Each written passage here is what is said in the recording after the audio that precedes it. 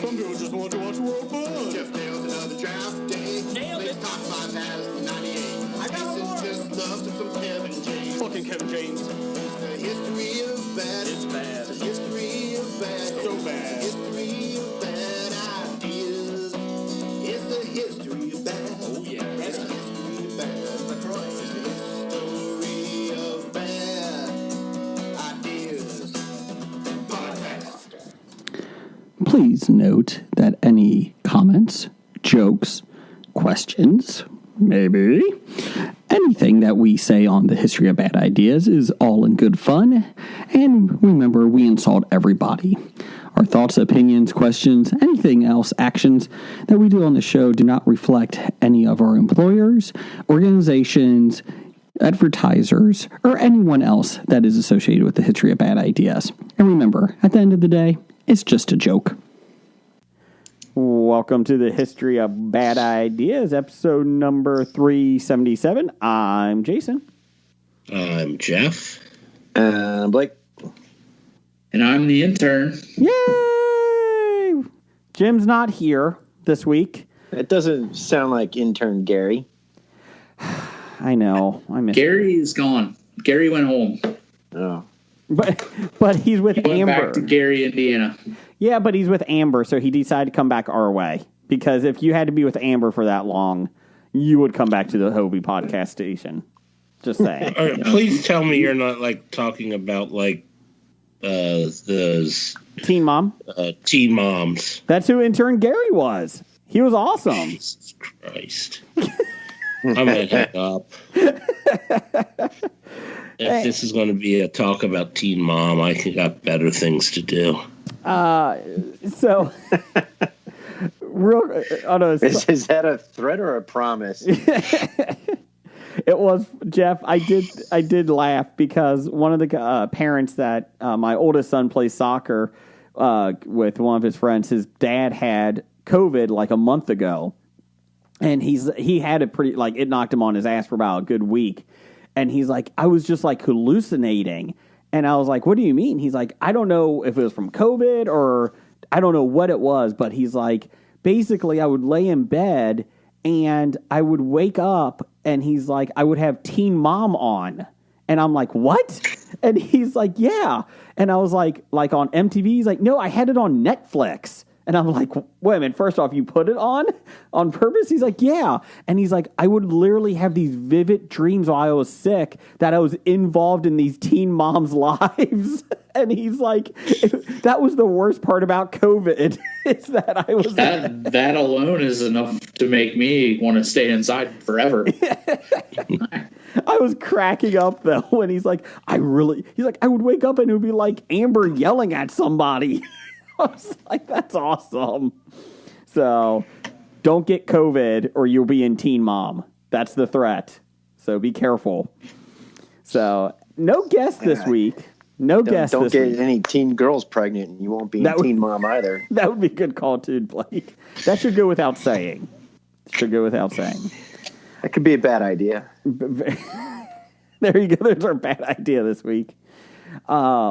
Yeah, so... Especially if you're our age. Stop it. Get out. I was going to make a joke about you pouring it like there's a lot of MILFs with teenage 18, 19. No, never mind. I'll just stop. Let me show you the ropes. Anyways, welcome to the show. Jim's not here this week. We have no guest. After like 3 or 4 straight weeks of guests, we're just back to ourselves. What do we do? What do we talk about? I don't know. Thanks for Scab Jeff for coming on next week. Or last week, whatever. Maybe I'm hallucinating. Well, anyways, thank him. He never listens to the podcast. It's true. He's not on. That is true. But real quick, I want to thank Besotted Geek. I was on his show 2 nights ago, Sunday night. It comes out tomorrow on Patreon, whatever it's called. You can pay to hear me and Besotted Geek and Peacock. And then Stork and Swan? Stork and Peacock. And then on Friday. Did you design a drink? No, actually, I was drinking Blue Moon Sky. Sorry, the light beer. So I've been trying to go healthy, Blake. So that's why I did not design the drink. I like Blue Sky, actually. Yeah, that's what I was drinking post softball. I really, it's not bad at all. It's not bad. No, but if you like Blue Moon, it's all right. It's good stuff. And it's better for you in terms of calories. So. In theory. Yeah. So we got to talk Star Trek: The Next Generation pilot episode. Oh boy! First time I've talked to Peacock. I think it's going to be the last time I talk to Peacock. I don't think she's going to talk to me again because of Star Trek. I just want everybody to know I gave the synopsis of what the episode was about. I did the outline. And it was quite possibly the most accurate outline of a Star Trek episode ever. So that's something. Nothing happens? Well, no. I went off for about 10 minutes. Okay. I think I did it well, though. So I do want to thank them. Mm-hmm. And so there you go. We will let everybody know when that comes out. And thank them for your one and only appearance. It is a bad pilot. I mean, it really is. I was getting razzed over the coals, raked over the coals over it because they're like, you're wrong. This is a great episode. And I'm like, did anyone else watch this? Like, no. Oh, no, I rewatched that a couple of years ago and thought, oh, my God, I'm surprised this made it to a TV, a full show. After this pilot, can't believe. And no, wait, no, that was one. Yeah, that was what you call it, syndicated. Yeah, it was syndicated. Yeah, I can't believe that people picked up on it, other than the fact that it had Star Trek in the title. It was rough. Well, if Picard don't have a beard, don't watch. Riker. Yeah, Riker. Right. If Riker don't have a beard, don't watch. Yeah. It is kind of interesting because I believe they're supposedly, big Trekkies, and you're not. No. And so giving them the non-Trekkie perspective, it probably shook their world a little bit. It did. But for pilots and stuff, you want that. You are, reaching out to the traditional Trekkie, but you also need to grow your base. Correct. So that wouldn't have been one to grow the base, right? Yeah. And probably explains why I never watched the series. I'll watch the 1960s stuff. I'll stop and watch it, believe it or not, but I won't watch the New Generation or anything like that. Well, the good news is I booked myself for Deep Space Nine in 3 years when they watch the pilot of that, so I'm excited about that. Yeah. And then I did talk about the best Star Trek series, the Orville, so that worked out well. Yeah, I saw you tweeting about that. They were probably angry that you kept talking about that, huh? Again, I don't think I'm coming back ever again. You just said you were back in 3 years when they. I'm hoping they forget about this episode. So, but yes, thank you. Well, of course, that's good. Of course, then I started watching The Passion of the Christ today while I was working out, and dear God, Oh, you know what? Talk about some light viewing. Oh my God, I think I would rather watch Star Trek: The Next Generation pilot 2 more times than watch this. So you're watching the dragging the cross through town bit and going, that's a good CrossFit exercise. Maybe I'll try that next time. Just so dragging the cross, the crucifix. I'm doing that. And then everybody will take jump ropes and smack me as I go by. That would not. Wow. I'm sorry. Did I get too personal? No. So I'm watching that for everything I learned from movies. Thanks. It's 2 hours and 6 minutes.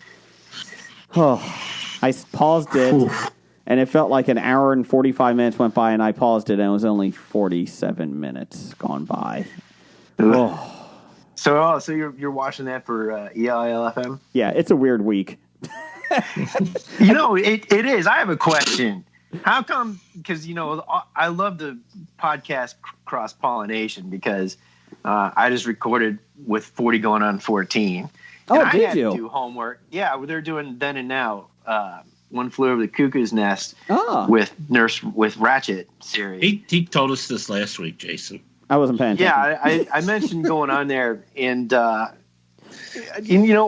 is it, Jason? You're doing homework for other people's podcasts. I'm doing homework to get on other people's podcasts. And then how come nobody does homework to get on ours? No, they don't. They don't.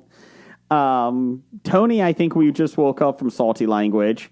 Well, Scam Jeff does watch all those movies before the Oscars and the Golden Globes. So, but that's not really homework. That's his. He's going to be doing that anyway. But I mean, it's not like because we don't ask anybody to do anything. It's just like, hey, come on. Yeah, that's true. For no reason, just show up. Or you could be like Neil. I was like, "What'd you think, Neil?" Well, I didn't see it, but I liked it a lot. Let me see if I can get Neil in on this episode. No! I'm going to see if he's there. Yeah, while you're damn it, Brigger's calling me again. Yeah, while you're pinging him, it was kind of funny because 40 going on 14 is one of those podcasts. When you started this out so many years ago, they were one of those podcasts that we birthed with more or less, and they're getting back on Geek Life Radio, and so it's been a long time. They're up in the number of episodes like us, except we cheat in the holidays. Yeah. But so we tack on some extra numbers, but they're up there in podcast episodes and years. And I asked them, when are they ready to go 50 going on 15? Did they give an answer? No, but they're not there yet. Okay. They reminded me they're not as old. Yeah. Oh.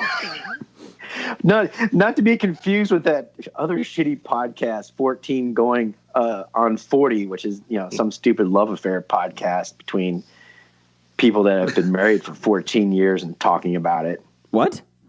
I haven't heard about that. Hitting age 40. I thought that was a teen mom podcast. Yeah. Stop it. Sorry. Yeah, I was about to make some terrible joke about that too. No, that's called Mid-30s Mom, otherwise known as that shitty TV show everybody liked several years ago. Can't remember. OG. This Is Us or something. I don't know. Wrong genre. Yeah, that's not This Is Us. Does anyone watch? Hello, bicycle coming through. Does anyone know if does anybody watch This Is Us? I do. Are you caught up? Yeah. Oh, we're not. Okay. We haven't watched since it came back in March, so that's why. We saw Aquaman, Justin guy, whatever his name is, the guy that played the Justin Hartley. Yeah, in the car wreck. We didn't see after that because we know he's not dying. He's in the flash forwards. Stupidest fucking cliffhanger. Do you want spoilers? Go ahead. I would say he wasn't even in the car wreck. Oh, jeez. There was another car that went off the side of the road, and he helped the person that was in the wreck. Are you freaking kidding me? Nope. Yeah. That's actually in a side episode called That Was Them. I like that. I like that one. It's still better than A Million Little Things.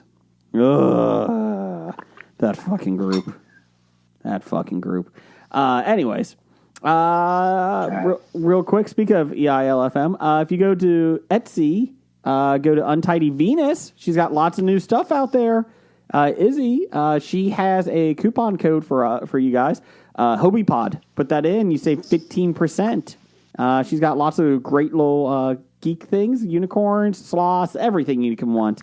And pillows, buttons, everything. So Untitled Venus, just to let you guys know. You should ask her to make Funko versions of the Hobie cast for Comic-Con, Comic Expo I'll this see year. if she could. I don't know if that would be flattering for us. Oh, you know what? Does she knit? Yeah, I think so. You could be. Oh yeah, she's on Etsy. I mean, I think it's all for like knitters. Yep, only knitters. You know what? Ask if she does cock socks. What? Stop it. Do you knit cock rings? Probably wouldn't do the job. Anyways, moving on. Brian, get us back on track. What have you watched this week, or what's going on in your world? You got something to promote, right? What's that? You got something to promote, like a good cause. We're not all assholes all the time. Do you want to promote it? Oh, Dr. Dana and I are putting together a little donation drive to help out folks down in Eastern Kentucky. They had devastating floods down there about a week and a half ago, and several different counties in Eastern Kentucky. So we are raising some money, taking donations, and headed down Saturday morning at the one of the donation sites to drop off everything. Okay. So trying to give a little back to Kentucky. Sorry. Yep. And you can Venmo too, right? Get in touch with Brian. Yeah. Yep. I've had quite a few people Venmo me. It's my Venmo is Bearded and Cincy. If anybody is so inclined about it, would be greatly appreciated. There you go. Yeah, or you can find them on the Banned from the Herd Twitter account. Oh, list. Bearded and Cincy is the Venmo if you would like to donate to help flood relief victims in Kentucky. So is that Cincy ending with a Y? Yes. CINCY. So there you go. So it proves that we're not always assholes. See, look at that. Let's see what. So what you got, Brian? What are you watching lately?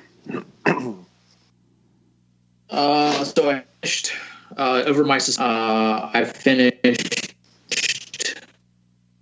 Banshee on HBO Max. Oh, Banshee. Okay, how was that? It was very good. It was definitely a made for Cinemax.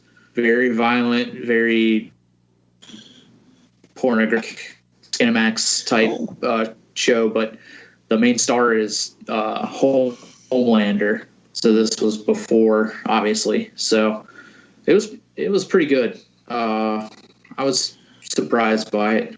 Is the series actually done? Yeah. Okay. So it ended in like 2016. Okay. And HBO just picked it up. Or, well, not just picked it up, but they just added it to HBO Max. Gotcha. Because it was originally on Cinemax. Gotcha. But, so that was pretty good. I was, like I said, it surprising. I did as much as I did because the first few episodes you're like, I don't know if, but I hung in with it because I didn't really have anything else to do. So I'm glad I did. Yeah, nothing else to do. Might as well throw it on. You could have gotten caught up on Teen Mom OG. I'm just saying. Stop it. Sorry, my bad. Sorry. We watched Judas and the Black Messiah on HBO. Very, very well done. It's getting good reviews. Deserves all the accolades that it's getting. Very well done. Very good. Okay. Jeff, have you seen anything lately? Oh, not since last week, I don't think. I mean, other than WandaVision series finale. Okay, so we can talk about this real quick. Brian, we'll wave to you to come back. Oh, there he goes. He's gone. Yeah, go pack up your donation gear. Okay, is everybody hate the series now because it didn't do what you thought in your theory? Oh, no. I don't know. No, I'm fine if my theory didn't pan out. That's not a big deal. And are you on the internet? And some theories haven't been disproven yet. They just aren't happening now. Correct. That doesn't mean they won't happen in the future. Yeah, it doesn't mean they didn't set it up. It's true. But no, I mean, when I finished it, I'm like, so most of that was cool, but then there were just those little nagging things. Like, Darcy had one line in the whole fucking episode and came out of nowhere to deliver it. And when the hell did Jimmy Woo get caught by Sword? And why is he, being, handcuffed? So you tagged an article for all of us offline. There was actually with the creator or director or whatever it is of the series. The showrunner. He said that there were supposed to be 10 episodes, or that they had enough for 10. They discussed it. Yeah, and then they condensed it down because even is it Photon? Is that her name? Rambo, basically. Monica Rambo. Yeah. I don't know. She hasn't gone by a nickname yet, and Correct. She's gone by several in the comics, so I don't know which nickname she'll get. Because she didn't even have that big of a part. Yeah, it's like, oh, that felt... Yeah, she just got there to stop a couple bullets, and it felt like all the minor characters were completely underutilized in this episode. And then I read that article. I'm like, okay, well, that explains most of the things I had problems with. So. Yeah. Yeah, so the article you're talking about is from slashfilm.com. Yes. The WandaVision finale originally had larger roles for Monica Rambeau and that creepy rabbit, Matt Shackman reveals. Yes. But it does kind of explain how, that big battle final episode was a little choppy and it wasn't as smooth as it could have been. But, listening, what Jeff's points are, and I haven't read that whole article, just skimmed it, but that makes sense. It could have been smooth. I still like it. I still enjoyed it very much. So. Oh yeah, and on second viewing, I liked it a lot because you're not looking for things that aren't going to be there as you might have been before. So I able to just enjoy it for what it was, more so on my second viewing of the episode. My issue is that I felt like it was very Marvel-like ending in terms of the final battle between Agatha and Wanda. I felt like we're going to throw giant balls of glowing stuff at you, and I know she absorbed it. I get it all, but I just thought it was very Marvel-like, and not a negative, just kind of the easy way out. I was expecting a little bit more. It almost felt like, hey, I'm going to play along with what you want me to do, and then I'm going to fake it. Surprise! I got runes all over my hex world, and I'm like, what was the whole point? I liked the runes all over the hex world. I thought that was clever. Well, yeah, it was cool, but why go with the faux thing of, oh yeah, take my energy. I don't want it anymore. Here you go. And then psych. It was kind of like it was okay, but it seemed a little, I don't know. What's the word I'm looking for? Cliched, easy. A little, maybe, yeah. I mean, honestly, if you're, fighting somebody to put them down that threatened your two children, I wouldn't go along with this little faux. Oh, you're absorbing my energy. Oh, look at this. Oh, yes, please take it. Oh, and then go, surprise, bitch! I was faking it all along. Well, maybe she needed to do that, like power her up so then she can get it back. I don't know. I'm sure there's some reason. Then it was probably a way to drain her powers more so than whatnot. Yeah. But you had to have her offer up the power to you to drain it from you, and she had to get her purple goo. Yeah, I did like White Vision versus regular Vision, OG Vision. Talking. Didn't it feel like they cut that debate out? Yes. It's like they cut it into it, and you're like, oh, okay, well, I see. This is your premise. I understand now.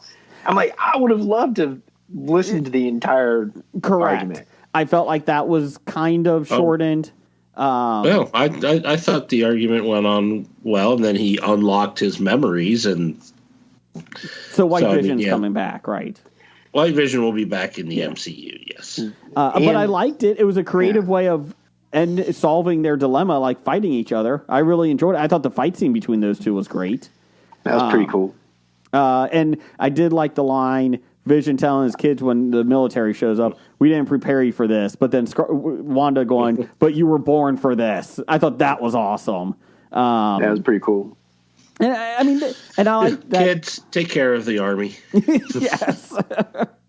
And I did like that they made Agatha back to the nosy neighbor. I like that part. I like the thing. And we get the hint that Agatha tells Scarlet Witch, Wanda, that she's more powerful than Doctor Strange, Sorcerer Supreme. So, You're more powerful than the Sorcerer Supreme. And then, spoilers, we find out the kids are alive. Either these kids or they could be from another dimension. So, well, we hear the kids yelling for help. Yes. At the very, very end credit. Yes. Yeah, the post credit scene. Yes. And I did like the joke. I know people were pissed off, but I love the Quicksilver joke, the Ralph Boner. He's now... Wasn't that a great red herring? It was a very Mandalorian... not Mandalorian. Who was the bad guy? Was in Iron Man 2. Or yeah, 3. the Manchurian. Iron Man 3. Oh, yeah. The Manchurian? Mandalorian? No. Oh, God. That was the Manchurian. No. Trevor. Anyways, I thought that was... Man. See, he's going to bug you now. Oh, my God. I'm trying to Google it. Mandarin. I just Googled Mandarin. Yeah, I'm sure Mandarin. everybody watching this is like, what the hell? Yeah. I'm probably screaming at their podcast. Three old guys whose brains stopped working. I liked it, though. I mean, I like that little twist. The one thing online is that they said that, well, maybe that it actually is Quicksilver, and it was just coincidence that Agatha picked him to be Quicksilver. And it's like, I think that's too easy. No. That's too coincidental. That was the husband of the house that she took over. Yes. And I love the fact that he turns out to be a tool. Yes. And his name is Boner. There was people online and there was articles saying that was a lowbrow joke and they should have never done it. I'm like, really? Just stop. Are you kidding? I thought it was great. Maybe But then again, I like lowbrow humor. They were talking to, I suppose it was the director of that episode. He got his start on Growing Pains.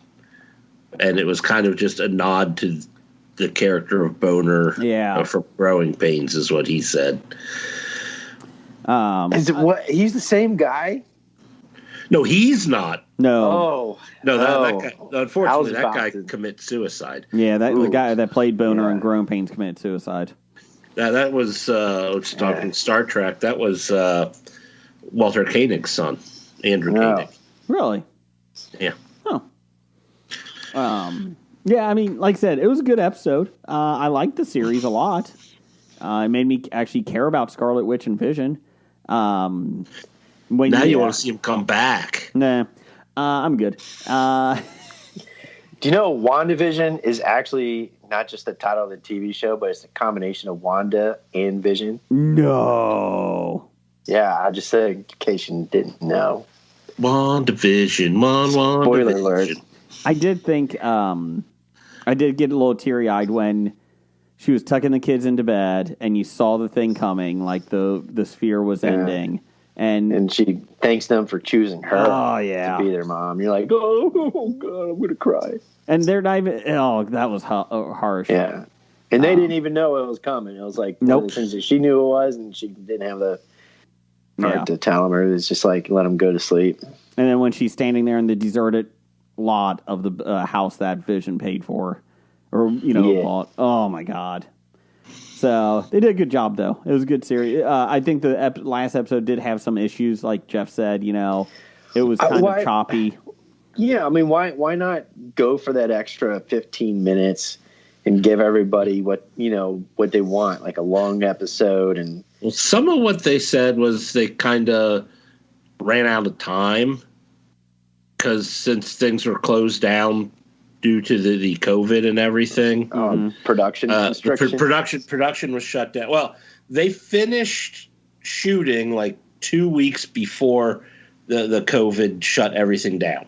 Yeah, but so they weren't available to do any reshoots and they lost a couple of months in post production because they were shut down, and so I mean I think that's when they decided early to go to 9 episodes and do some different pacing.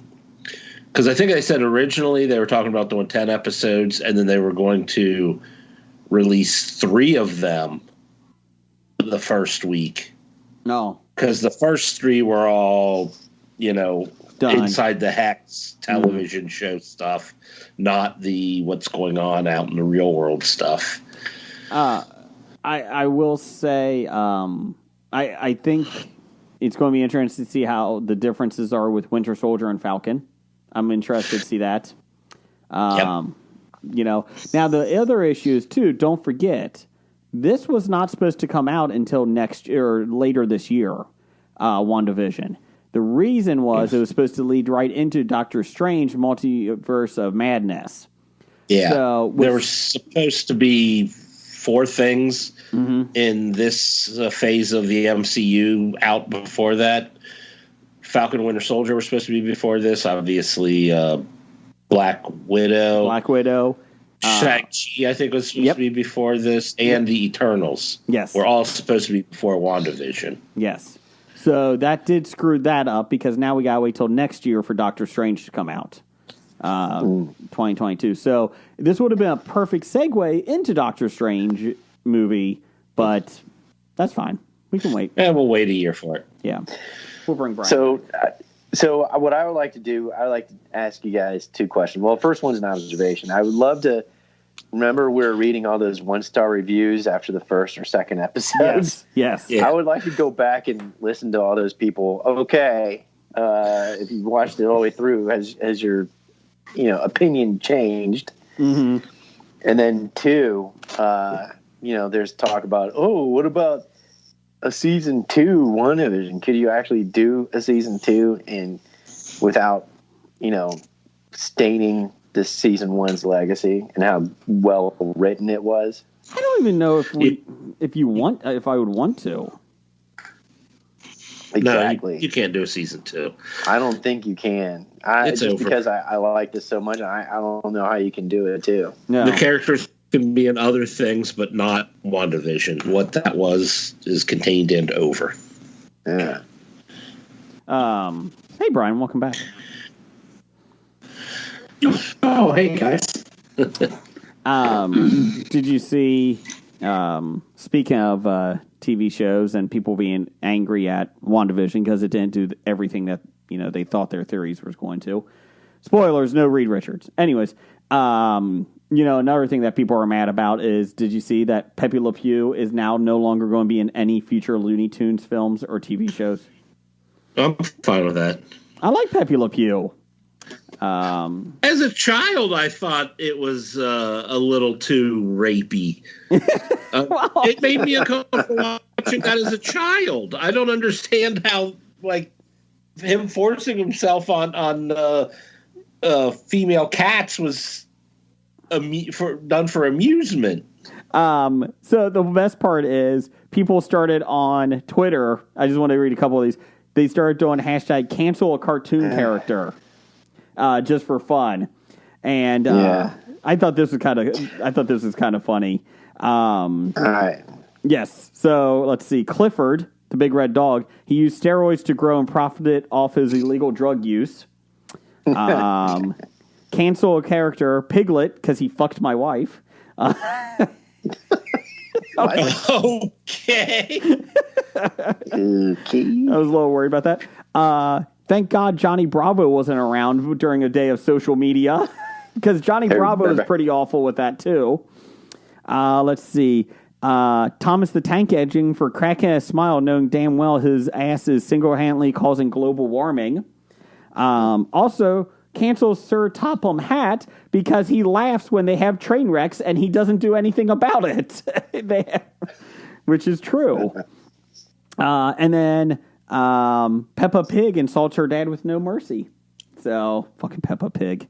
My youngest is getting into that. Well, yeah, I thought everybody hated Peppa Pig anyway. So, I mean, yeah, it's easy to cancel terrible cartoons. Yeah, Sir Topham Hatt has let too many train collisions happen and has done almost nothing to stop them for over 20 years. Am I supposed to know who Sir Topham Hatt is? He's in charge of Thomas the Tank Engine's island, and they always have either a breakdown or a wreck somehow. You can't cancel Johnny Bravo. I mean, I like Johnny Bravo. It was pretty funny. They did say that it could get ugly because Yosemite Sam did, in a couple of his, he was in a Confederate uniform and had a Confederate flag. It's like, ooh. So the good news is, yeah, Yosemite Sam, Elmer Fudd, those are such horrible stereotypes for white people. Cancel them all. They did say, it is interesting because HBO Max is kind of like, we're going to put warnings on this, but we're not really taking it off. Because they had that Woody Allen documentary that supposedly was pretty creepy and damning for him. I've watched 20 minutes of that, and I couldn't keep watching it. I was like, oh my God, this is horrible. I mean, not as in horrible production. I mean, the whole... Yeah. The whole Ronin violation was the part that I was watching when Mia was asking the questions and the kid's talking about it and she's videotaping. I'm like, oh my God, I can't. Ugh. This is horrible stuff. But I'm sorry, go ahead. But HBO is not taking the films off their service. Yeah. And I have an idea. Instead of going Stalin-esque on fucking everybody and removing them from the paintings and the photos so that you only got your ideal dictator left. And as far as Pepe Le Pew, looking at it through the lens of nowadays as compared to like when you and I were kids, you're kind of like, oh yeah, it's kind of funny. But then you realize, hey, wait a minute, let's think about this in perspective. Yeah. And instead of canceling Pepe Le Pew or canceling people, like Stalin used to do and send them to the Stalags, why not, give them some kind of redemptive feature or bring them back and make him something better than what he used to be, or, something along those lines, instead of trying to pretend and erase that he never existed. I don't think you can make Woody Allen better. I don't think you could do that. Yeah. Talking about Pepe. Oh, okay. Sorry. Well, the best part is people were bitching like, oh, he needs to be edited out of the new Space Jam 2 movie, which, in all honesty, everything should be edited out of Space Jam. He's already been taken out. Yeah. And they've already not in it. Go ahead, Brian. Yeah. No, I was just saying, like, they were way ahead of the curve on that. Like, they took it out before any of this stuff started coming up. Well, the funny thing is that, like, they said what the scene was about, and they said it didn't work, and it just wasn't funny. And I read the scene, I was like, yeah, this is awful. And so they said this was already not planned in the final version anyways. So now everybody's like, oh, you took him out of Space Jam. How dare you? And they're like, it wasn't even in it to begin with, like the new one. Like, it was actually a director's edit decision on a bad scene rather than Big Brother rewriting history. Correct. Well, that's the thing is Pepe Le Pew is a one-joke character. And the joke, especially in this day and age, is not funny. No. I mean, like I said, I personally was never a big fan of Pepe Le Pew. Yeah, I don't know. Have the French people complained about him yet? Oh, we're too busy eating baguettes. We can't. We got baguettes over here. That's all I know how to say in French. Yeah. Well, when you're trying to teach children about consent and, violation of personal private part space, and then you watch, Mia Farrow videotaping running, and I'm like, oh my God. It was like, yeah, I understand. But is cartoon penises in Dutch cartoons okay on PBS? Is that okay?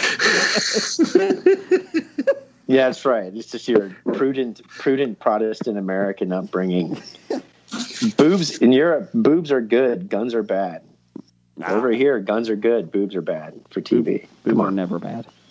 I did watch Raya and the Last Dragon this weekend. I paid for it, $30. My kids have now watched. Jesus. Yeah, I know. $30? Well, it's on Disney Plus premium access. You pay $30 for it, and you get it like 3 or 4 months ahead of everyone, and you can watch as much as you want. So you have it. For how long? Oh God, I got a special Teen Mom episode for you, Jason. Pay me $35. I'll let it to you. This is different because How long do you get to rewatch it? as many times as you want. You have it throughout as long as you have Disney Plus. Oh, okay. So No, that's better than I thought. It's not like a pay-per-view where you Nope. got like 24 hours. 3 to watch days. it. Nope. 3 days to watch. No, this is one time. You pay $30. Again, I'm not a fan of paying the $30, but with it being a kids' film, and we would have taken the kids to the theater to see it, and it would have been a whole lot more expensive than $30. Oh, it saved you $30. Yeah. Watching it at home.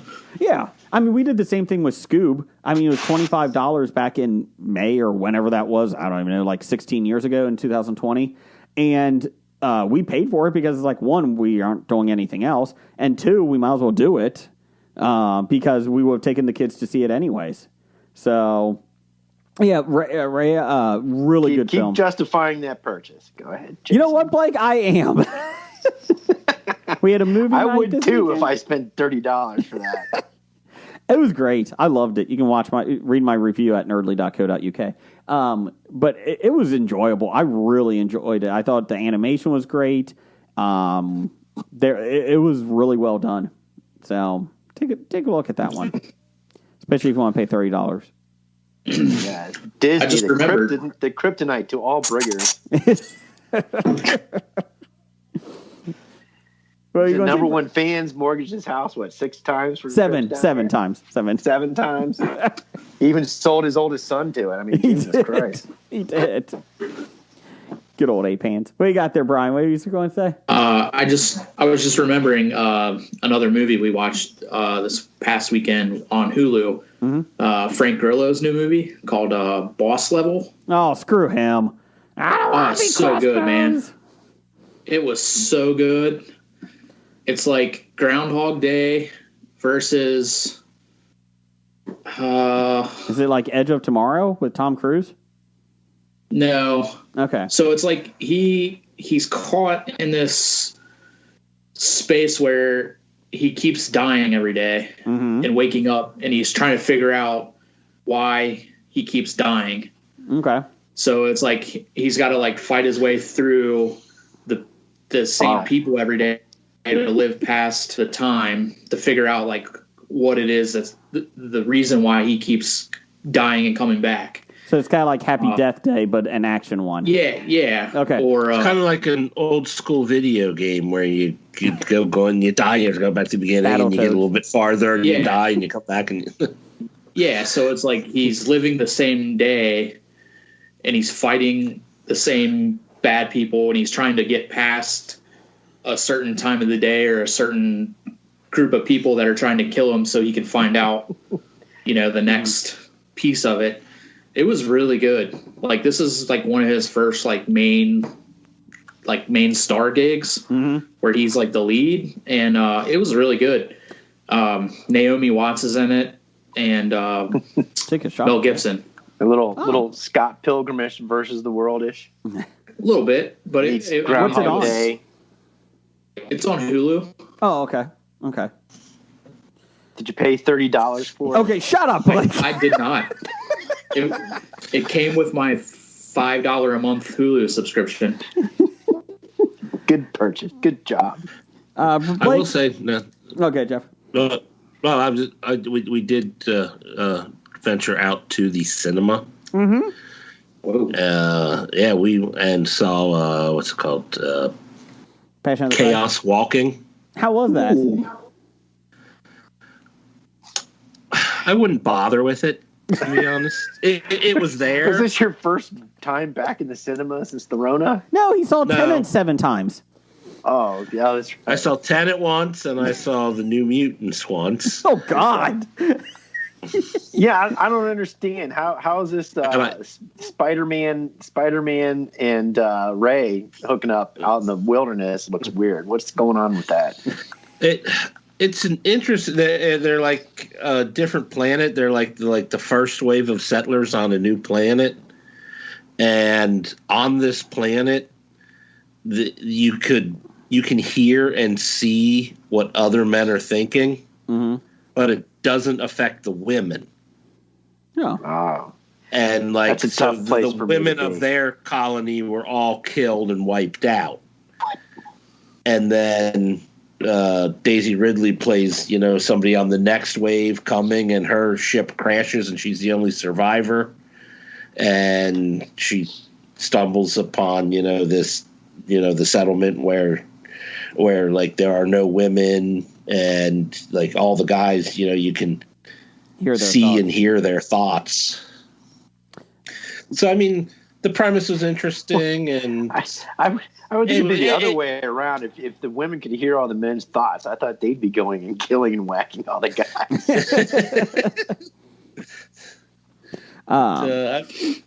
Overall, I mean, it was enjoyable, but I mean, it's not something I would say you have to run out and see, or it's kind of if you have HBO and it's on HBO, maybe watch it there or something. But Jeff now Did says you spend on $30 for that? Shut it. No, it was like $8. Well, then again, there were 4 of us, but it still didn't meet 30, even with the 4 of you, if you do math correctly. I don't like any of you anymore, except Brian. But I can't watch it forever, though. He can go back and rewatch it over and over and over again. Jeff now, Kobe says on the poster for Chaos Walking, bother with it.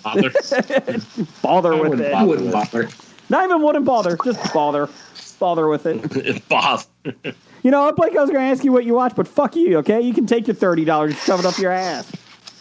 I spent $3.99 and rewatched One Flew Over the Cuckoo's Nest. Fancy Island?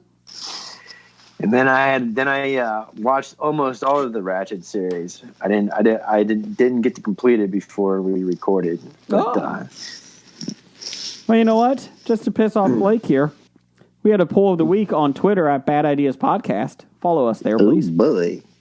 What is your favorite wrestling moment of a wrestler jumping ship to the competition? This past week, Christian jumped to AEW, came back from retirement after 7 years. And Paul White, Big Show is there. And, we'll see. Ethan Page showed up from Impact Wrestling. And then they had sparklers in the death match, so that was not good.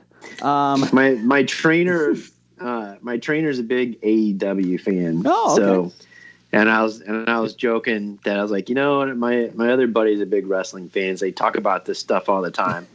And then he went on a 15-minute explanation of why AEW is so much better than WWE, and then how they basically cornered the market within the past year. Mm-hmm. Now they're able to do it through the COVID and with the full-on storylines, because he also had to show me on his gym TV the Shaquille O'Neal getting whacked.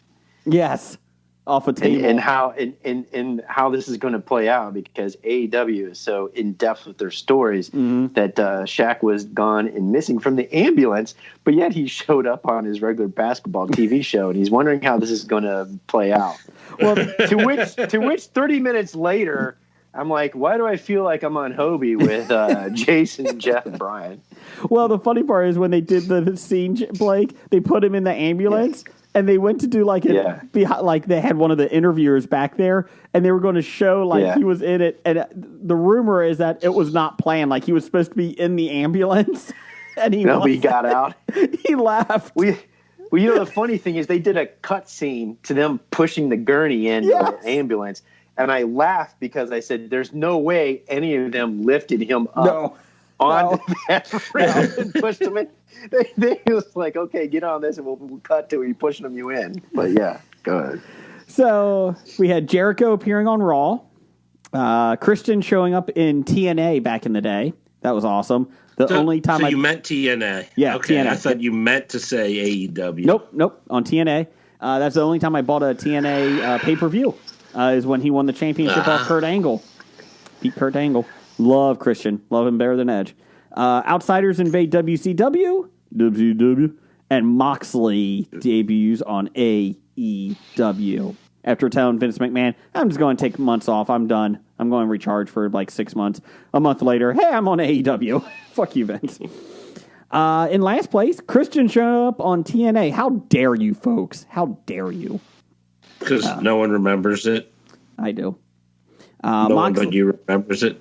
18% Moxley debuting on AEW and winning 46% to 25%. The Outsiders, Kevin Nash and Scott Hall invading WCW over Jericho. So there you go. My pick would have been Rick Rude. Appearing on both Raw and Nitro on the same night? Yes. Yes. Appearing on both Raw and Nitro. Because Raw pre-taped on Sunday night. Yep. So he was on Raw and Nitro, and I thought that was great. I think we should do most embarrassing moment in wrestling for one of the polls, and we can do Hacksaw Jim Duggan's 2x4 bending in WCW. It was made of styrofoam, and they had it was against twisted, and it's Perry Saturn, wasn't it? I think it was Saturn. I don't remember who it was against. And Perry Saturn had to bend it back. And it's still, it didn't go back to normal. They kind of had to keep holding it with both hands so you can obscure the fact that it was a bent piece of wood. Or Sting hitting everybody, not with the barrel of the bat. No, he's going to put his hand on the end of the bat and hit you with the fist of the bat. That never made sense. I know it was fake. I know it's not a real bat. But come on. Or if it was a real bat, he'd put his hand to protect the wrestler. But come on. It was, from what I've read, it was a real bat, but he made sure that nobody got hit with it. Which he was being protective. I do remember, I can't remember what federation, it might have been TNA back in the day, when one of them, I think it was Bubba Ray Dudley, used a baseball bat against somebody, and he picked it up and hit it, and came back up, and it bent, because it was a styrofoam bat. And it was bent back. That's why we do it. Anyways, Blake, what do you got over there for listener feedback? We got roasted last week for not doing listener feedback. Yeah, I asked for double the amount, and you failed to deliver, Jason. I'm very sorry to say that was I had to do it because technically Brian was suspended up until 8 o'clock today, 8 p.m. today. Okay. I couldn't even log into my account earlier this afternoon. That's true. Less of me is better. All right. So your bomb listener feedback brought to you this week by airing all your family grievances on Oprah. Okay. Why wouldn't you? I'm sure Oprah's paying them handsomely to. They didn't get paid anything for it. They didn't get paid anything. She got paid $7 million. Her production company got $7 million. Yeah. Okay. So they got $7 million for it. Oprah got $7. Oprah got $7 for interviewing them. Yeah. Yeah. Oprah got $7? Yeah. Yes. Because she distributes it internationally. Her interview. They got nothing. They got nothing. They didn't even get scale wages to be on television. All they got to do. They should picket them. They should at least get paid scale. We at least get paid scale for this show. Yeah. IOUs. All they got to do is basically flip their bird at the royal family. That's basically it. I feel bad because they only have $10 million from Princess Di's inheritance, and they only signed a $100 million contract with Netflix. I feel bad. I don't know if they're going to make it that money. But you know what? I think it's so much about the money, though. Yeah. And you know what? I support them, though. You know why? Because anybody that takes down the royal family, I'm all for. Good for them. Good for them. Any subversive subversive actions against the royal family. The richest welfare recipients.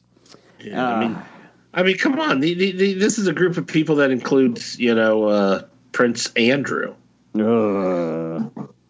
Right. Still can't believe Prince Philip is alive. Well, the Queen is still alive. Come on. Well, she's had a lot of stress in her life. She had the Princess Diana thing and this. That's two things, Jeff, in 106 years. That's tough. That is tough. She was in the service during World War II. Okay, 3 things. So, there was one that. or two. Two. Both? She was in the Spanish-American War. She was old enough, or she was born when World War I happened, I think, but she wasn't of service age then. Of fighting age? Yeah. I think. Or was she? Let's see, that would have been the teens. She was 36 in 1921. I mean, she's got to be. She had to be fighting in World War I, right? She was 26 when she became queen in the 50s. So, no, she wouldn't have been in World War I. Anyways, Blake, go ahead. We digress. Anyways, when you're queen and you get to bathe in the blood of British newborn children slain for your secret longevity, you know, I support everybody taking her down. You're right. It wasn't that what the Magna Carta was all about. She was there. Or French guillotines. She was there with the Magna Carta. She's in the background. She was protesting. She's like the Forrest Gump. She's like the Forrest Gump of Britain. She just shows up in all historical things British. So now we got to see. I would watch that version of The Crown if she shows up in the story. I mean, that's a great comedy. You better trademark that right now. My wife did not appreciate your joke, Blake, about The Crown when she watches it. And I was like, Blake says that, spoiler, she's still alive. I can tell her how it ends. She did not appreciate that. I can't. It's not over yet. Speaking of Gumps, let's start off with that. That guy that we always start off with.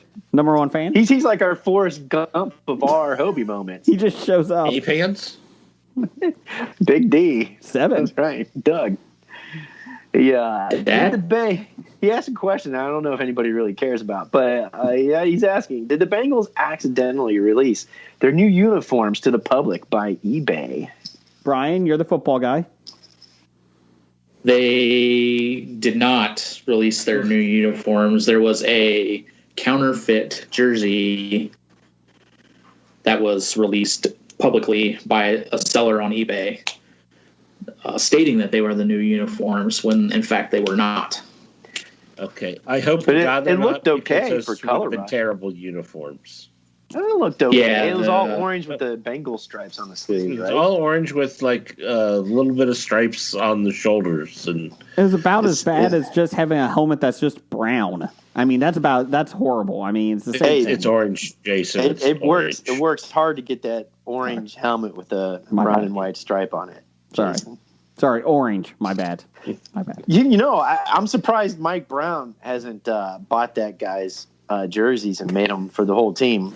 You know what? Because, they're right up his alley. It's cheap. It's only one color. And there's only a little bit of accent on the sleeves he had to pay for. I mean, come on. Are you saying Mike Brown only likes one color? Green. And minimum salary contracts. That's not true. Yeah. I like the best comment about Mike Brown. He's never signed a minimum salary contract he didn't like.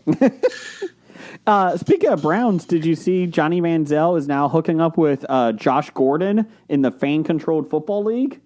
It's pretty exciting. Yeah, I mean, how many Browns draft busts? I mean, there should be an entire team made of Browns draft busts. I mean, you can make a lot of good money off of that. So we've got the drinking and the drugs under control. So now who's going to be the criminal? You know what? The sad thing is Johnny Manziel has them at 0-2. So at this point, you might as well throw as many drunks and alcoholics and, criminals in there as possible. I'm going to say Pac-Man Jones might join them. What do you think? Yeah, there you go. Oh, that would be good. I don't know. Is he allowed to do that under probation? Maybe. I don't think he cares. Yeah. Well, it was kind of. He did say that he wants to fight Jake Paul or whichever one of the Logan or Jake Paul that box now. He said Pac-Man said he wanted to fight them. And somebody other than law enforcement. I did see this story that you're talking about, in which Doug's referencing, and it is kind of interesting because then they tied it to here's the Browns and Niners have uniform leaks too, possibly, and they're talking about these old, the Niners and the Browns, 1946 uniforms with a number of color shading. So I don't know, maybe there is something to it. I didn't. The Bengals actually announced that they're doing a uniform change for special for this season. They've announced that. Yeah, they have announced that they're going to be changing their uniforms for this season, but they haven't released them yet. they've released a close-up picture of the uniform, which was like a pixel. Right. They released a picture of an orange pixel and said, "This is a close-up of the new uniform." Like, you assholes. You know what? Maybe they should go back to their complete orange helmet that just says Bengals across it, just so you know who they are. Dumb. That was the worst helmet ever. That was a pretty bad helmet. Yeah, that's 1970s for you right there, right? So the guy on eBay that put this jersey up is also the same guy who leaked the Browns and 49ers jerseys. Oh, really? Yeah, it's the same eBay seller. You heard it here first, folks. Look at that. Sleuth Brian. Sleuth intern. Just to let you guys know, Johnny Manziel has not played in over 2 weeks. What? I'm heartbroken. I'm trying 4 catches for Josh Gordon this past week, but let me see if he played. Hold on. Johnny Manziel played. Let's see, in week 1 and 2. The second week they played the Glacier Boys and lost. It was. I'm trying to figure out scores. I don't know. Anyways, Johnny Manziel was 9 for 15 for 86 yards and 1 touchdown. So there you go. His longest pass was 21 yards. So, but yeah, he has not played since week 2. Maybe he's injured. Maybe that's it. He's been on a bender.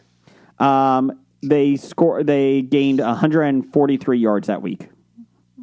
So, or 195 yards. I'm sorry. They lost 30-28. Poor Zappers. When he's supposed to be practicing, maybe he's spending too much time at the blackjack tables again. Or just not showing up. Anyways, what else we got? From Jeannie, she says, "It's good to be back listening to you guys. I missed you." Oh, thanks, Jeannie. We miss you too. Mm-hmm. We miss you. From Greg at Gregor0275, that after you guys talking last week about it, why have you guys never gotten into anime? Anime. I'm into Star Blazers episodes and stuff. I mean, you and that freaking Star I'm into Blazers. that old stuff. I think the biggest problem I have with anime is just the cadence of their speaking just really bothers me. Like the dubbing? The dubbing and it just... the dubbing over cartoon mouths. Well, just, if they spoke regularly, you could still like overdub a cartoon, but it's the very cut and choppy way they speak that I couldn't get into it, mainly because of that. I will take him down right now. Sword fight. Like that, Jeff? Is that what you're talking about? Yeah, where they hey, talk, what are you doing? Just like that. Yeah. I could see that. I feel like there's too many. There's so much anime that I can't even know where to start. So I can't figure it out. I know Cowboy Bebop. Does that count? Yeah, I couldn't get into manga or stuff. But like the old stuff in the 70s was kind of easy. Star Blazers, Battle of the Planets. I can get into that stuff. If you fucking say Star Blazers one more time, Blake. But I'm the sucker for $30. Okay. Anyways. Correct. Okay. Well, did I pay $30 for Star Blazers? No. I'd pay $30 for a Star Blazers reboot. And, Jeff, I still do have the CD that was gifted to me to watch in regards to the Star Blazers live action, which was pretty cool. Well, there you go. Yeah. Our Star Blazers. Yeah, theme song says it all right there. You don't even have to know anything about the plot. They sing the whole thing for you. Gummy Bears does too. Gummy Bears, Gummy Bears. No, where do they live? I don't know. Down the street, that's where they're at. Hey, Gummy Bears. Just told you the whole plot. I think that right there is the reason Jim couldn't make it tonight. Because he knew you would sing that song. Well, what? Gummy Bears? Gummy Bears, Gummy Bears. Where are they? I don't know. Who do they fight? Everyone. Gummy Bears. Season 12. What season was that? 12. That's 12. Didn't even know they went that high. Fight everyone. That's right. All right. Listener reviews from Kevin at Cincy Explorer. Says, coming to America review. Predicable. Was it supposed to be predictable? I think so. Yeah. Predicable. He missed a T. Come on. Predicable. Packing tissues. Pacing issues. And in the middle, some story script assholes, but it was hilarious. Perfect use of Nosferatu caricature in monuments, and it held on to the theme of the origami. Original. An enjoyable Rolex. Watch. Rating 6 divided by 10. 2/3. So that's a 66%. Who writes this stuff? Gary. From Pop Culture Cafe. I want to see Coming to America. Does Data, Star Trek Next Generation, as if we needed that, everybody knows who Data is, have interchangeable penises? Jason just watched the pilot. He should know by now, right? I would think so. So the reason why we have a couple of Star Trek questions is I posted on Twitter right before I went on the show, hey, going on a podcast, talk about Star Trek Next Generation. Who's got questions? Mm-hmm. I don't know how it worked. I didn't know if every podcast did that with listener feedback, so I just thought I would open it up. They don't. So they don't do listener. Did you tell them you had listener feedback? I think at the end. And I tagged them. They should know. Do they have interchangeable penises? I don't think so. It's just one giant penis. Damn it. I give up. Never mind. What did they expect when they were going to have you on the show? That's what I want to know. I took the high road. Obviously, the highbrow humor, yes. And he does not have interchangeable penises. He just has one. It's like a fist. So... Or is he like Derek from The Good Place, where he's just got wind chimes? Oh. What's the point? What else we got? Have you seen The Good Place? No. Oh. You should. It's got Kristen I should. It does have Kristen Bell in it. I should. Next question, going with your themes, Jason, is from... Brian Owl. Mm-hmm. Owl says, how does Brigger get 2 hours of his life back after watching the pilot to Star Trek Next Generation? It was tough. And obviously I'm going to have issues because I'm trying to get 2 hours back from Passion of the Christ. So I'm going to say I wasted a lot of time this week. I'm going to say it was a rough week. So still better than Star Blazers, so I'll take that. I mean, I guess that's a positive. And then I also got Sky Sharks about Nazis having flying sharks this week that I got to watch. So it's gonna be a fun week. I think I'll be honest. I think Sky Sharks might be the best of the three. But you know what? At least I got to see Jesus make a high table. That's really nice, and high chairs. He did make. He invented the high table, didn't he? He did. So because before they all sat on the floor, but he invented the table and chairs. I didn't realize that was like a 5-minute scene in that film, Jeff. I really thought it was like a throwaway 2-second scene. Nope, they discussed the high chair and the high table for literally 5 minutes.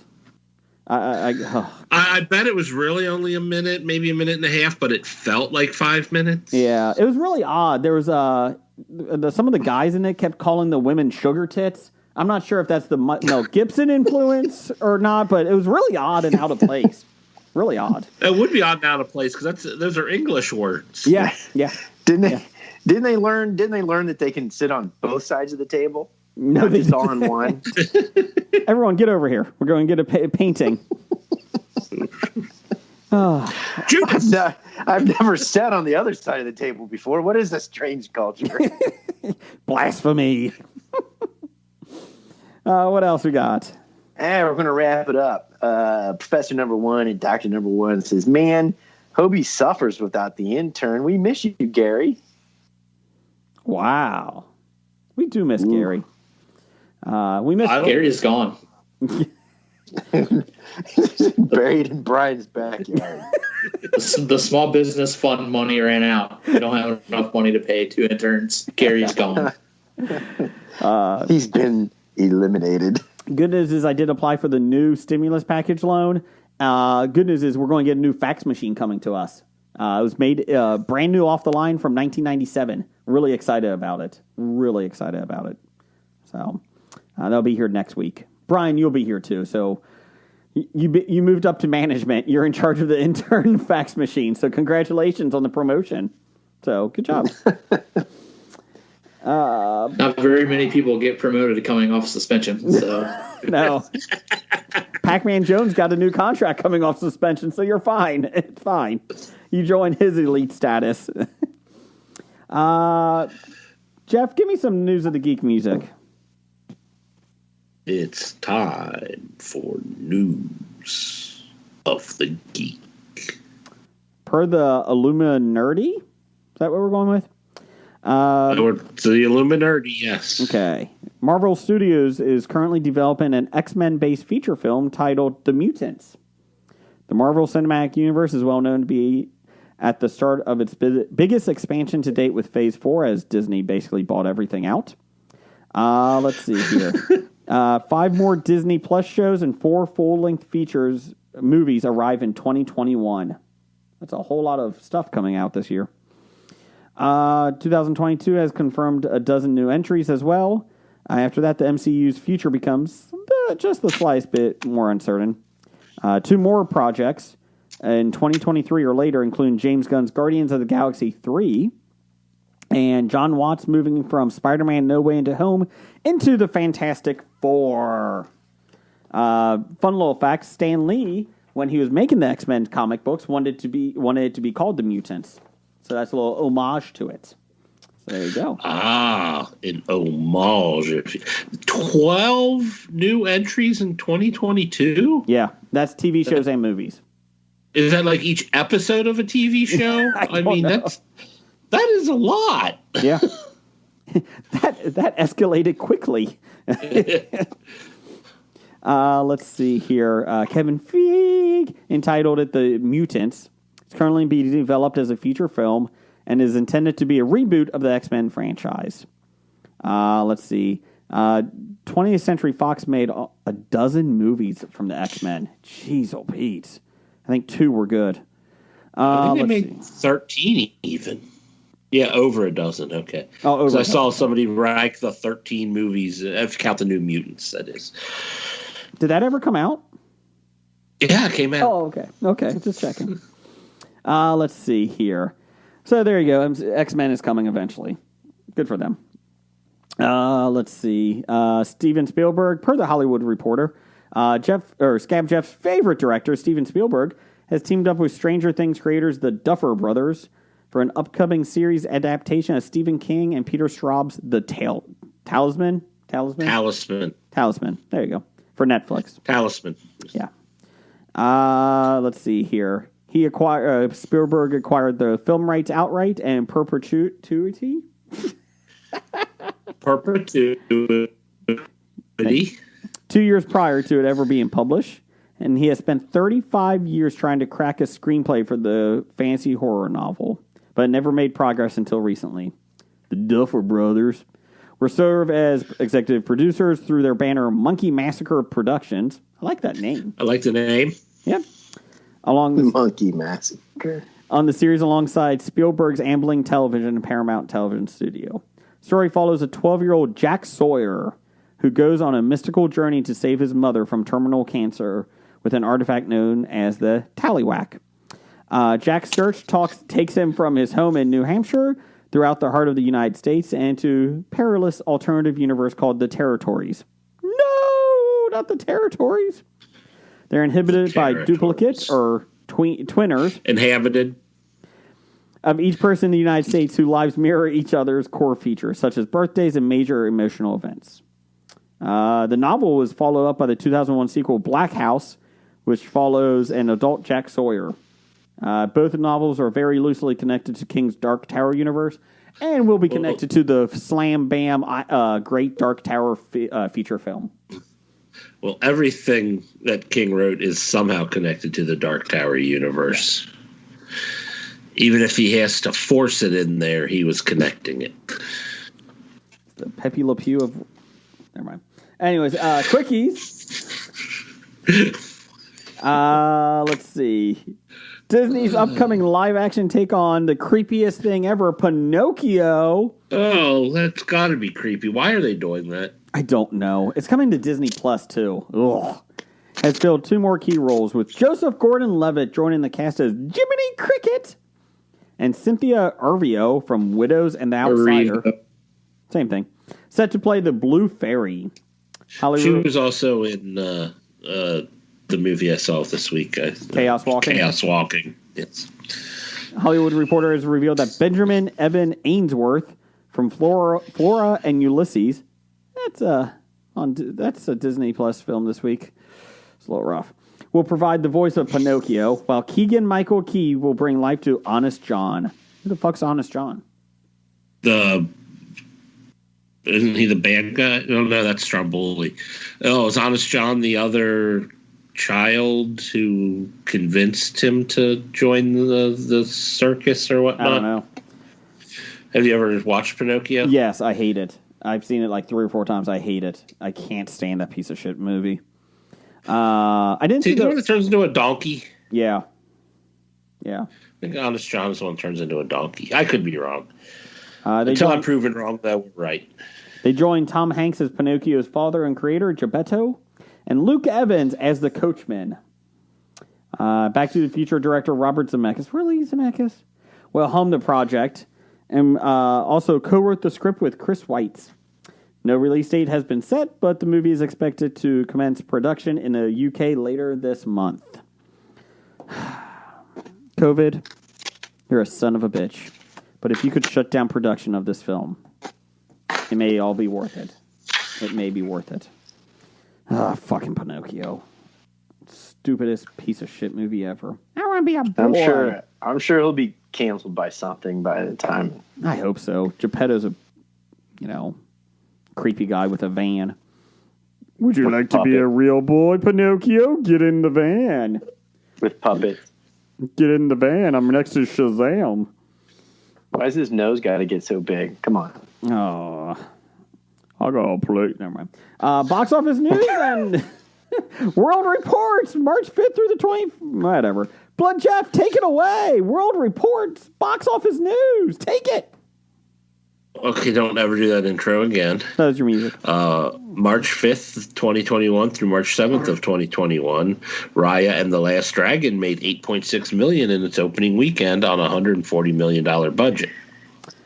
So that's just the box office in the U.S. So here's the issue. They said it was lower in the U.S. because there's been contract issues with Disney and some of the movie theaters. I think it's not Cinemark. Might have been another one. Yeah, that one. But not AMC, maybe? Probably. I think Disney and AMC had problems, if I'm not mistaken. So it was not on or on as many, screens as it could have been. And they said that a lot of the cities actually didn't even have it. So that's why it was a lower amount than Tom and Jerry made last week. So there you go. Because Tom and Jerry is second with $6.6 million, a total of $23 million on a $79 million budget. Jason's favorite movie of the year so far. Chaos Walking came in third, bringing in $3.8 million in its opening weekend of a $100 million budget. Did it look like a $100 million budget? Well, nowadays a $100 million budget doesn't get you as much as it used to. Mm-hmm. So there was definitely,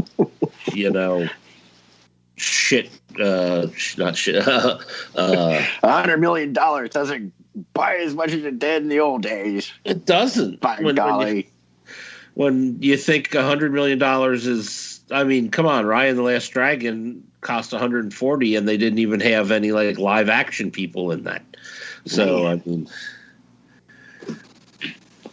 Nor any dungeons, for that matter. Yeah, I want to see Raya in the Last Dungeon. The dragons were good. But Boogie came in fourth, make $1.2 million in its opening weekend of a $13 million budget. If $100 million doesn't get you much, what does $13 million get you? Get your Boogie. And The Croods, A New Age, still hanging on in the top 5, made $780,000, but total of $54 million on a $65 million budget. Okay. The Croods is going to make its budget back in the theaters if it's the last thing it does. Yes. Upcoming, March 12th, 2021, we have Trust. I got this one. I got it. No, you don't. Yeah, I do. You want to make something again. No. Hold on. There we go. A man, Clive Owen, has difficulty coping with the knowledge that his 14-year-old daughter was assaulted by a sexual predator she met in an online chat room. I don't think I need to see that right about now. I'd rather that was from 2011. Make the plots up. Wait, I picked the wrong one. That was 2011. Wow. Oof. The story of Pepe Le Pew. Yeah, there you go. Documentary about Pepe Le Pew and his comeback. I don't have 2021. There you go. Moving on. What's next? Dutch. Okay. Dutch. Is this the one with Ed O'Neill? Working man Dutch is dating the divorced Natalia, and he offers to drive her stuffy 13-year-old boy Doyle from his private school in Atlanta to his mom's home in Chicago for Thanksgiving. He's not. Yeah, that's the one with Ed O'Neill. Doyle is not interested as he blames Natalie for the divorce and wants nothing to do with the mom's new boyfriend. There you go. That's not right. No, it is. Dutch. Starring That's Ed the Ed O'Neill. O'Neill movie from like the late 80s, early 90s, right? Starring Ed O'Neill. It's a sequel to it. He's a Dutch grandpa 2? now. He's a grandpa now. So there you go. What else we got? Come True. Oh, jeez. Premiering exclusively on YouPorn. It's a story of this is spelled C-O-M-E. about a MILF that teaches a 19-year-old daughter's friend how to be a woman. Ooh. Starring Shannon Tweed. And there are other movies coming out. I just don't feel like reading the titles for because The Human Voice. The Human Voice. A woman watches time passing next to the suitcases of her ex-lover, who was supposed to come pick them up but never arrives, and a restless dog who doesn't understand that his master has abandoned him. That's actually true. It's a short. It's only 30 minutes long. So there you go. What else we got? Lamb of God. The concert film. The true story, documentary style, of the Lamb of God musical group. It's a Christian group that wrote the theme songs to many famous cartoons, including Gummy Bears for all 13 seasons. What else we got? I thought this was Jesus' follow-up to, making a fish last for 1,000 people. So this time they had a rack of lamb. That's the next one. That's next week. Oh. That's Lamb of God 2. Thank God the last one is The Long Weekend. Fun-loving salesmen Richard and Larry are invited by their boss, Bernie, to stay the weekend at his posh beach house. Little do they know that Bernie is a perpetrator of fraud they've uncovered and is arranging to have them killed. When the plan backfires and Bernie is killed instead, the buddies decide not to let a little death spoil their vacation. They pretend Bernie is still alive, weekend at Bernie's. leading to hijinks and corpse desecration galore.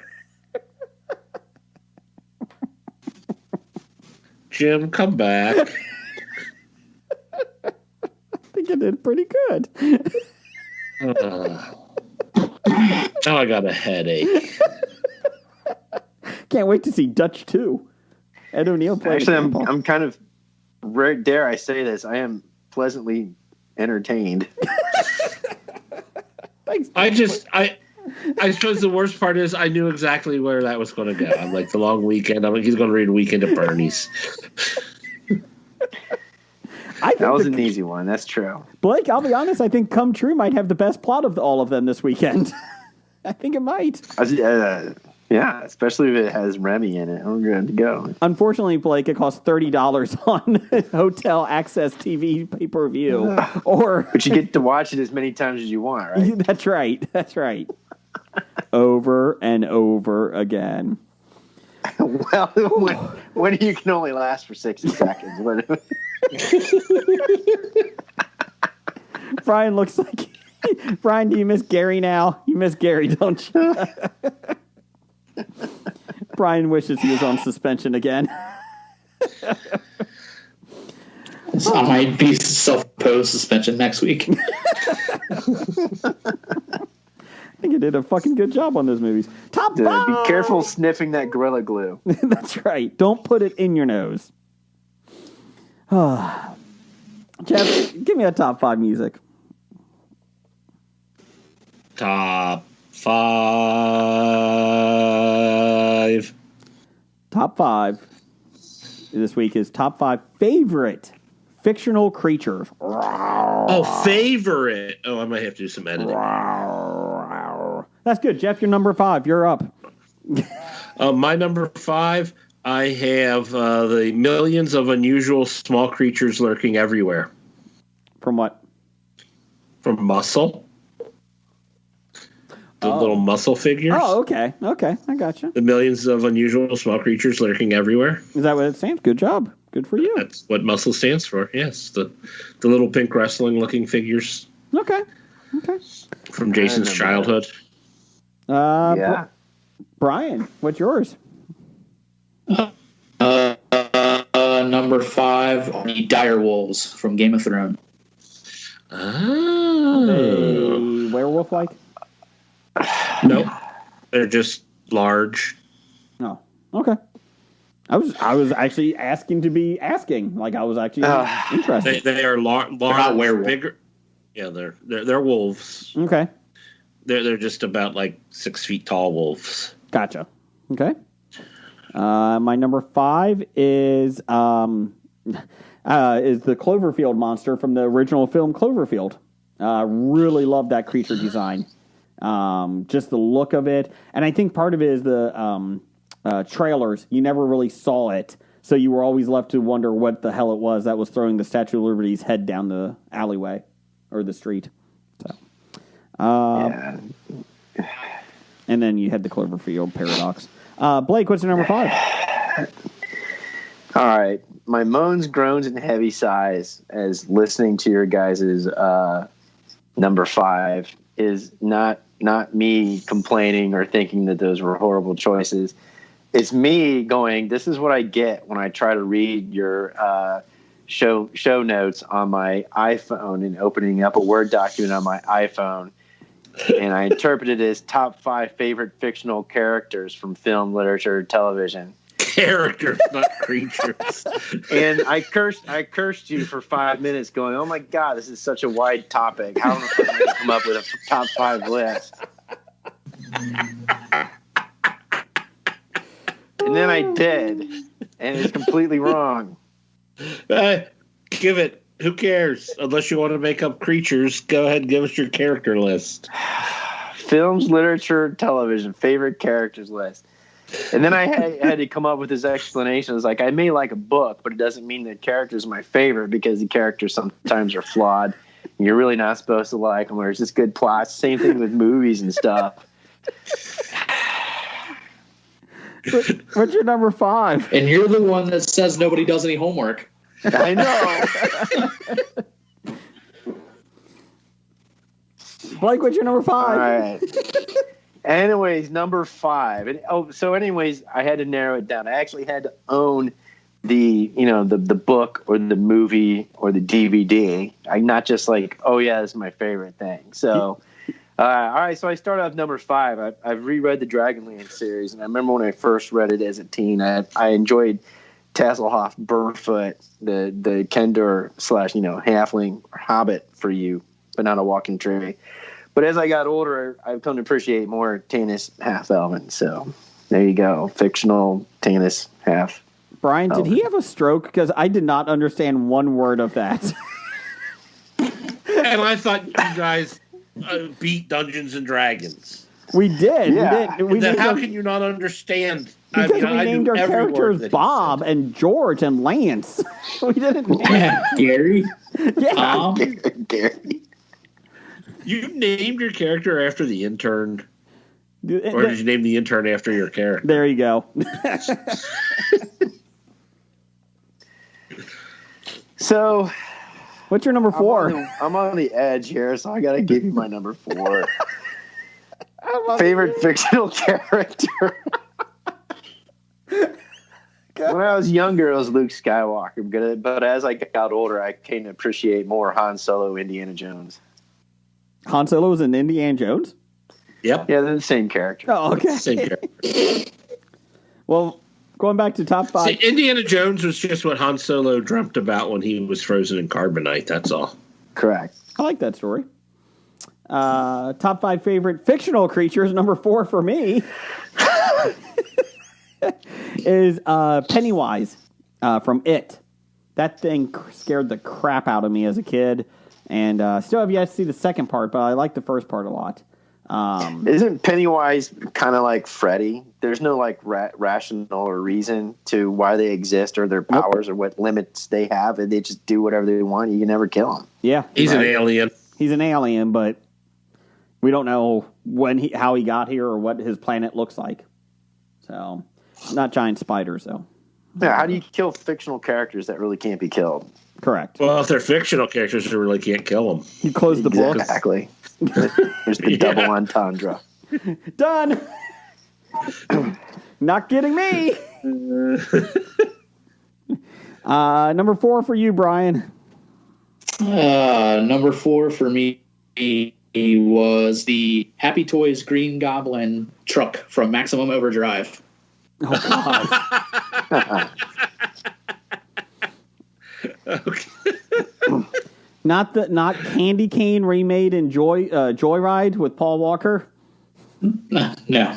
Candy Cane. No, the Goblin truck that was featured in the AC/DC Who Made Who video. Oh, God. Yo. Jeff, number 4. Number 4 for me, the Keebler Elves. They make cookies. They make delicious treats. Oh, man, that's awesome. Jeff, number 3. Number 3 for me are Fraggles. Down at Fraggle Rock. Hey, down at Fraggle Down Rock. at Fraggle Rock. Down at Fraggle Rock. I like the Doozers too, but I like the Fraggles better. The Muppets that were in prison on the Chain Gang. Number 3 for you, Brian. Soon to be canceled. Number 3 for me was Scott Howard from Teen Wolf. TV show or movie? The movie. Oh, okay.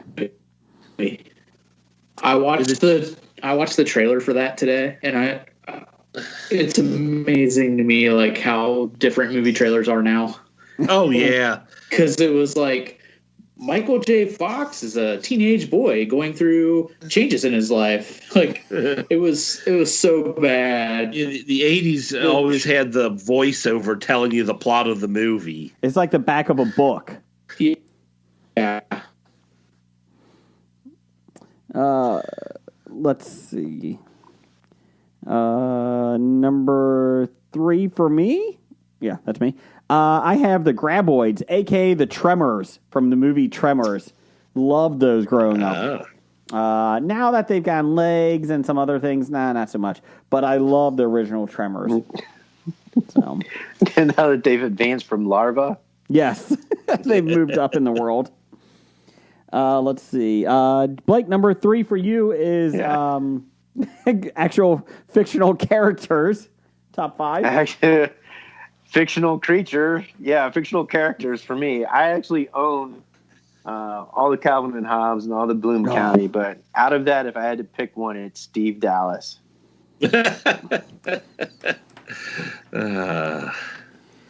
Why? Even when he was Gepardized. You have to be a hardcore Bloom County to get that reference. I get it. Thank you. I knew somebody with intelligence would get it. No, I got it. Oh, I was trying to compliment you. Oh, okay.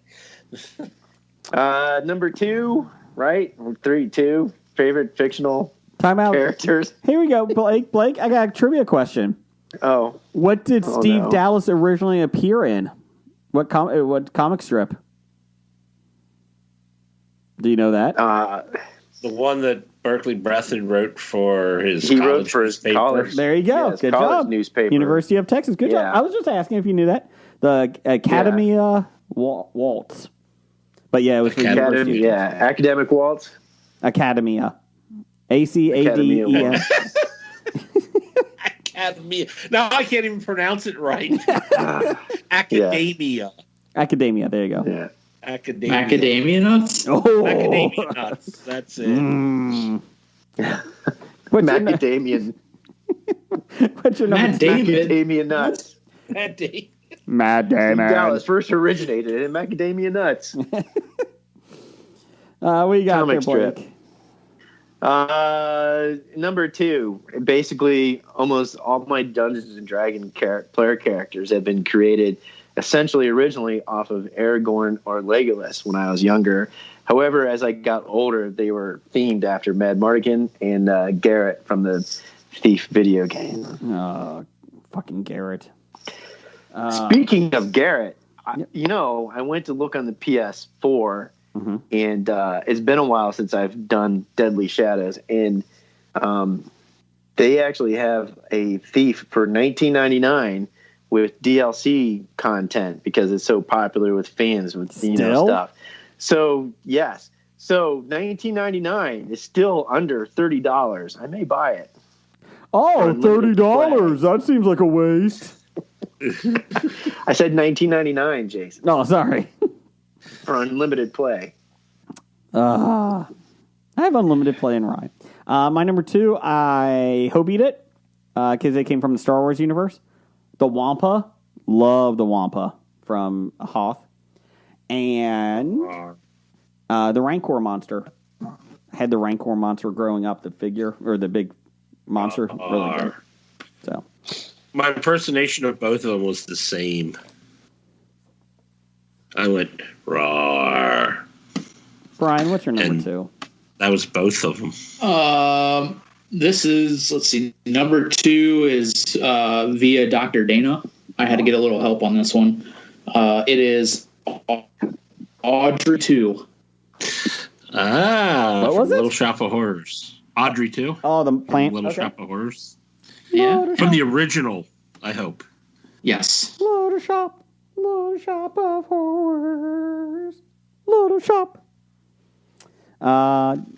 Jeff, number 1 or 2 for you. 2 and 1. My number 2 is Care Bears. Stare.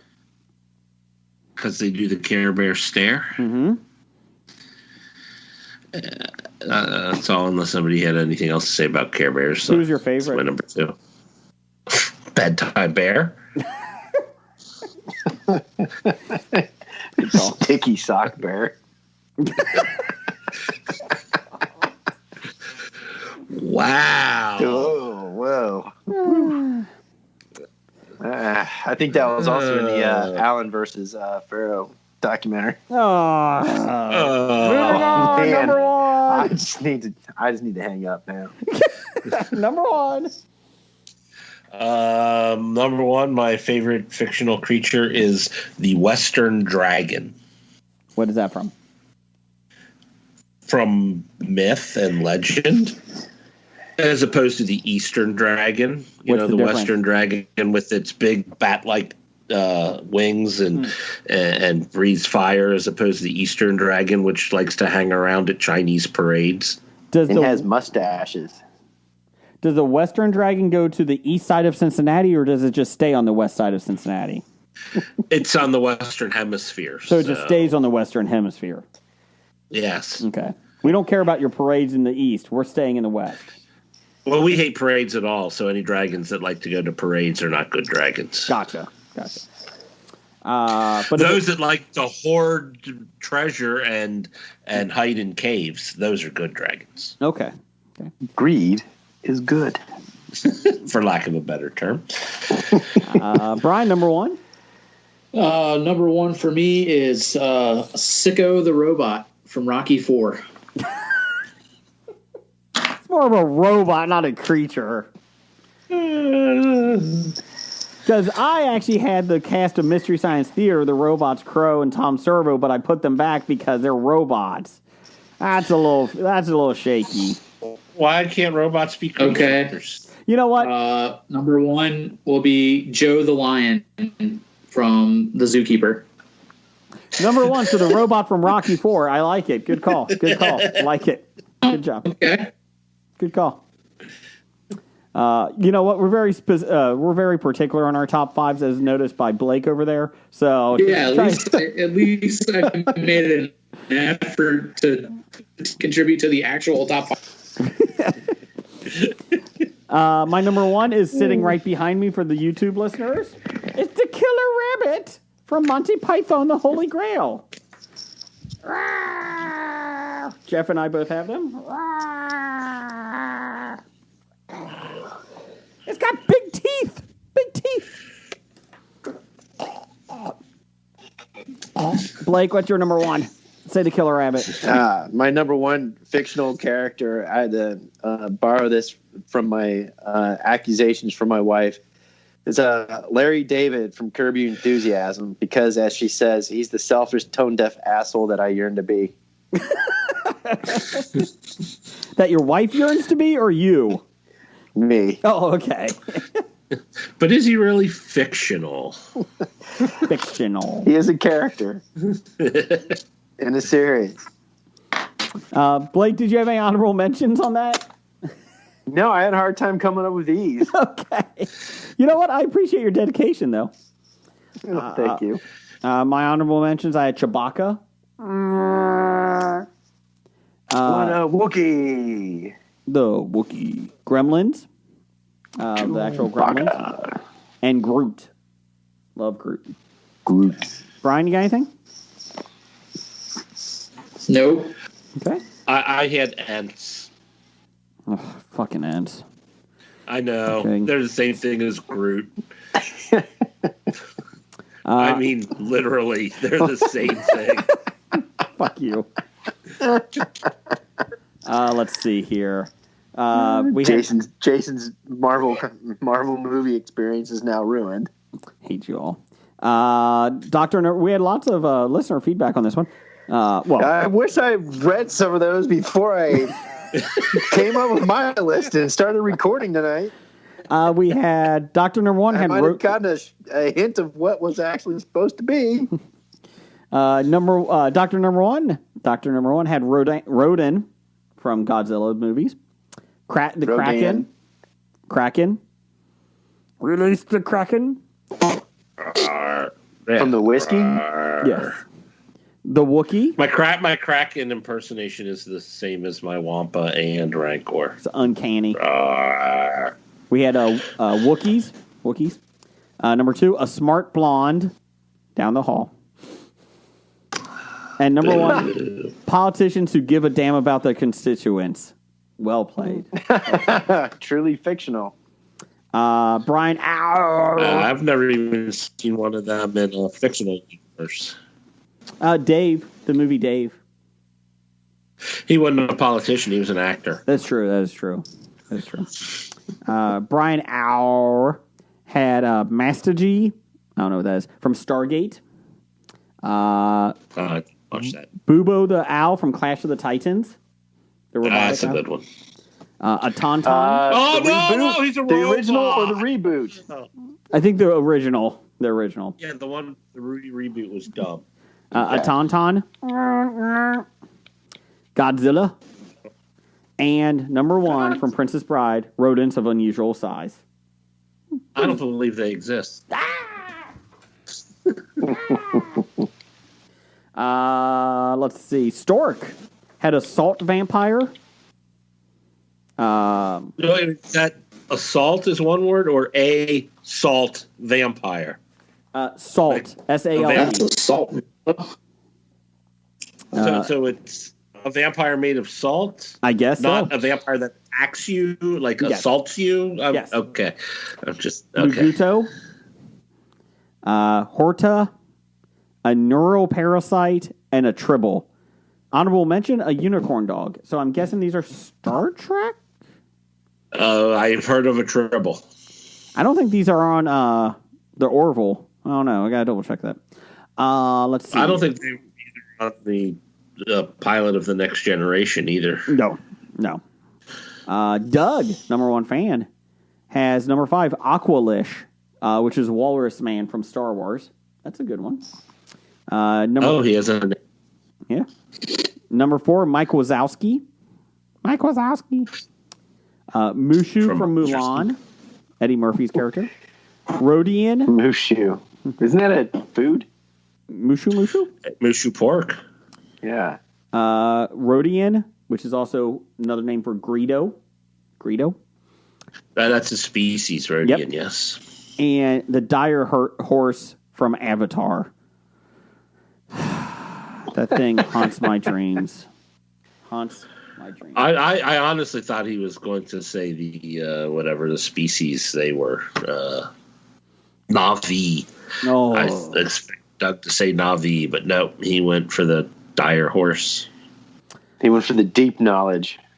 Steve, we got 2 more here. Steve at EILFM podcast. Everything I learned from movies has Mogwai. Sorry, no Mogwai. That I was thinking first from Jungle Book. Nope, that's from Gremlins. Yeah, Gizmo is a Mogwai. Graboids from Tremors. Good job. A Xenomorph. Nice. Predator. Ooh, Predator is a good one. Aliens are better than Predator. He's got them in the wrong order. And albino killer apes from Congo. Oh. And then Big Dev. He had Law and Order Republicans, Communist Democrats, Trickle Down Economics, Deep State Lizard People, and Man Bear Pig. Man Bear Pig is real.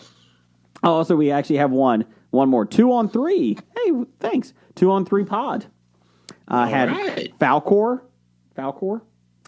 The Luck Dragon from Neverending Story. Hippogriff.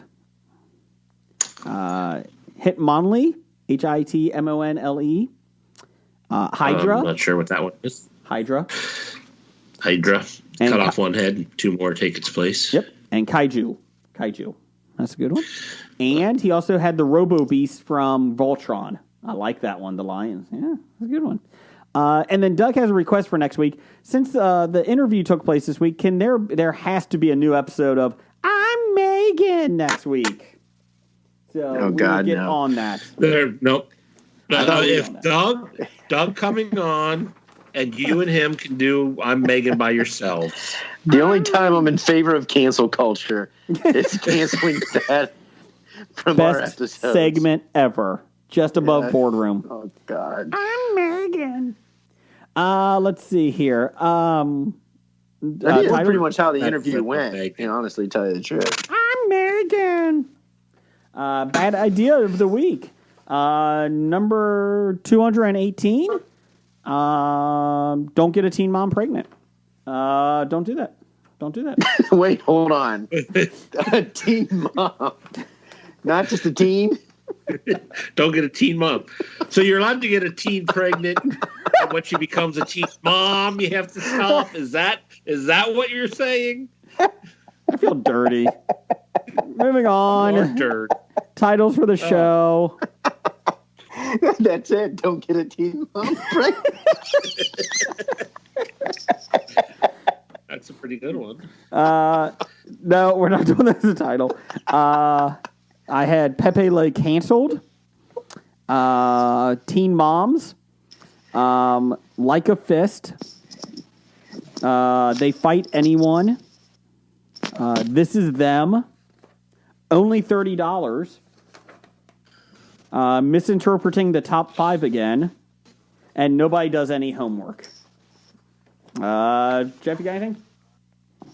I got I wouldn't bother with it. Packing tissues. The long weekend at Bernie's. Oh, I like that one. Just close the book. Just close the book. I beat you, Pennywise. Macadamia nuts and sticky sock bear.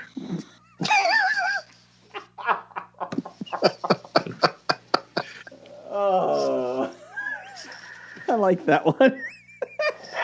You like it? You laughed. I thought that was a winner. I like that one. Brian, what do you got?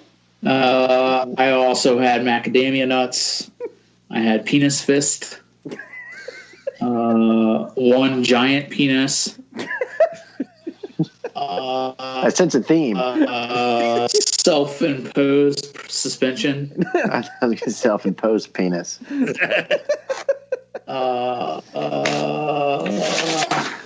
Penis. No, those are the only 4 that I had wrote down. When you were trying These are to the only 4 penises I had written down. when you were trying to do And the not even- titles, Brian, you were looking for them. You kind of sound like Bill Clinton. No. Nope. What is? No, Josh Gad has no butthole. Listen to this Or- podcast before we get canceled. Too late. Okay, so we're doing. What is it? Sticky sock bear. Sticky sock bear. I like that one. I'm not doing Teen Moms. Literally, no, we're not doing that one. How about I'm not doing Teen Mom? No. Stop it. But you wrote down Teen Moms as one of the titles. That was when I was young and stupid in hour 1. The show has reached a new low. And Roger says goodbye. Goodbye. Walking Dead to Talking Heads, from comic books to TV sets. There's a history, not so bad. There's the history. It's the history of bad, so bad. The history of bad, it's bad. The history of bad ideas. Podcast. You are listening to a Hobie.